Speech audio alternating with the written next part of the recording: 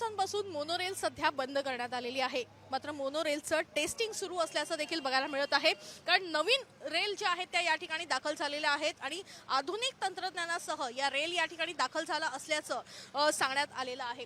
मात्र आपण बघतोय की कशा पद्धतीनं ही रेल जी आहे ती अपघातग्रस्त झाल्याचं बघायला मिळत आहे। पण नेमका हा अपघात होता की अन्य काही या संदर्भात अजूनही खुलासा झालेला नसला तरी मी तुम्हाला दाखवते की हा रस्ता जर आपण बघितलं तर हा रस्ता जो आहे हा मुख्य रस्ता आहे आणि या मुख्य रस्त्यावरून अनेक वाहनं जातात, बसेस जातात आणि अशा परिस्थितीमध्येच या ठिकाणी अशा पद्धतीनं हा अपघात झाल्याचं बघायला मिळतंय। त्याच्यामुळे हा अपघात झाला असताना या ठिकाणी वरून काही गोष्टी जर पडल्या असत्या तर निश्चितच एक मोठं नुकसान झालं असतं।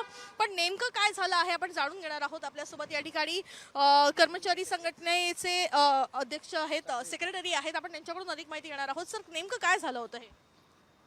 काय माहिती आहे, ही टेस्टिंगला आणली होती ट्रेन आणि ब्रँड न्यू ट्रेन आहे आणि टेस्टिंगला आणताना हे जर हाल होत असेल तर याचं जबाबदार पूर्ण प्रशासन आहे।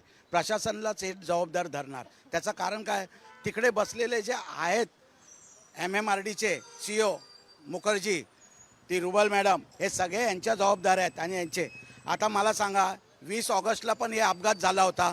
20 ऑगस्टला अपघात छोटासा झाला, त्याच्यामुळे पूर्ण मोनोरेलच बंद केली या लोकांनी।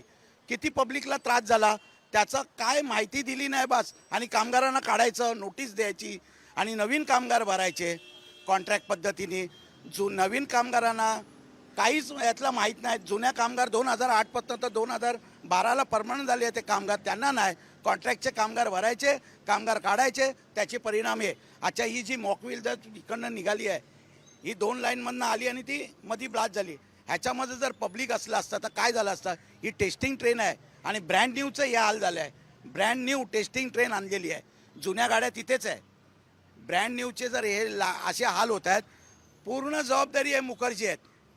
पूर्ण बेजबाबदारपणाने काम करतात, त्याचे परिणाम हे भोगावं लागत आहेत या आम जनतेला। आता पण बघा, सिक्युरिटी त्यांची गेट लावून बंद आहे, पण सिक्युरिटी रस्त्यावर पाहिजे होती। कोण इथे आग पडलं, काय पडलं डोक्यावर कोणाच्या, जबाबदार कोण? जनता। म्हणजे इकडनं बस जात आहेत, पब्लिकचा विचारच करत नाही हे लोक, निष्काळजीपणा करतायत हे लोक। आता इथे यांची एवढी सिक्युरिटी आतमध्ये, ती बाहेर येऊन त्यांनी सिक्युरिटी द्यायला पाहिजे पोलीस येईपर्यंत। इकडनं बस जात आहेत, माणसं येत आहेत, वरनं काय सामान पडलं मेलं तर जबाबदार कोण? म्हणजे इथे काय नारळ फोडल्याशिवाय बोलतं कोण मेल्याशिवाय कोण जबाबदारी घ्यायला तयार नाही, असं आहे ही परिस्थिती आहे। प्रशासनाचं असं म्हणणं आहे की ही फक्त टेस्टिंग सुरू असताना अशा पद्धतीनं होत आणि ट्रायल एरर अशा पद्धतीनं होतच राहतात। ट्रायल घेताना असं होत नाही, लक्षात ठेवा। हे बेजबाबदारपणाचं यांचं काम आहे, त्यामुळे होतं। ट्रायल घेताना कसं होतं मला सांगा। तो जो ॲक्सिडेंट झाला ज्या माणसाचा, त्याचा इन्शुरन्स तरी आहे का? इन्शुरन्स नाही आहे त्यांचा, कॅप्टनचा इन्शुरन्स नाही आहे, त्याला जबाबदार कोण? हेच अधिकारी आहेत सगळे निष्काळजीप्रमाणे हे बोलतील। सर, ट्रायल एररचा मुद्दा म्हणतायत, काय नेमकं आहे? त्याप्रमाणे तुम्ही बोलले की प्रशासन काय बोलते की टेस्टिंग चालू आहे, बरोबर। टेस्टिंग चालू आहे तर मग हा ज्यावेळी बीम चेंज होतो तिथं कशी टेस्टिंग चालू होईल मला सांगा मॅडम तुम्ही। बीम ऑपरेटिंग करताना आपलीच माणसं असतात ना, बरोबर की नाही? मग हे प्रशासन काय बोलते की टेस्टिंग चालू आहे, ह्याच्यामध्ये काय हे नाही आहे, पण ते असं का होतं? उद्या असं तुम्ही गाडी जर बाहेर काढल्यानंतर उद्या असंही होऊ शकते ना, याच्यावर काय प्रशासन बोलणार आहे?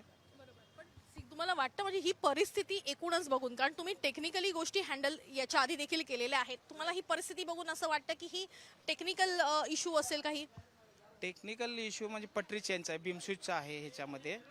ट्रेनचा म्हणजे बीम जर चेंज नाही झाला तर तो प्रॉब्लेम आला ना मॅडम। तर त्याच्यासाठी ऑपरेटिंगसाठी जे तुम्ही आता मी ज्या पद्धतीने साळवी साहेब बोलले की जुन्या लोकांचा इथं अनुभव मेन महत्त्वाचा आहे।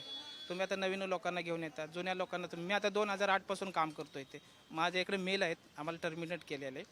मग ते तुम्ही असे काय करतात? जुन्या लोकांना तुम्ही बाहेर काय काढतात तुम्ही, बरोबर आहे की नाही? प्रॉब्लेम इथेच येतात ना मॅडम।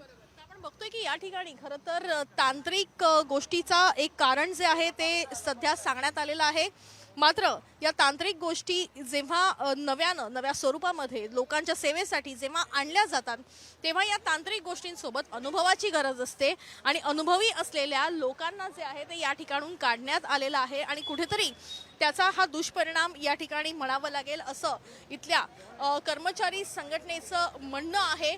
पण एकूण जर बघितलं तर जी परिस्थिती सध्या मोनोरेलची या ठिकाणी दिसून येते त्याच्यामुळे निश्चितच अत्यंत दयनीय अशी ही परिस्थिती झालेली आहे. त्याच्यामुळे कुठल्याही पद्धतीचं हे ट्रायल किंवा कुठल्याही पद्धतीचं हे टेस्टिंग नव्हतं, तर हा झालेला अपघात आहे असं देखील आरोप या ठिकाणी या निमित्तानं करण्यात आलेला आहे. कॅमेरापर्सन प्रवीण सवैदे ही काणेकर, साम टीव्ही न्यूज, मुंबई. देश विदेशातील प्रत्येक घडामोडींचे लाईव्ह अपडेट मिळवण्यासाठी आता साम टीव्हीच्या सर्व सोशल मीडिया प्लॅटफॉर्मला लाईक, फॉलो आणि सबस्क्राईब करा. तसंच सर्व नोटिफिकेशनसाठी बेल आयकॉन प्रेस करायला विसरू नका.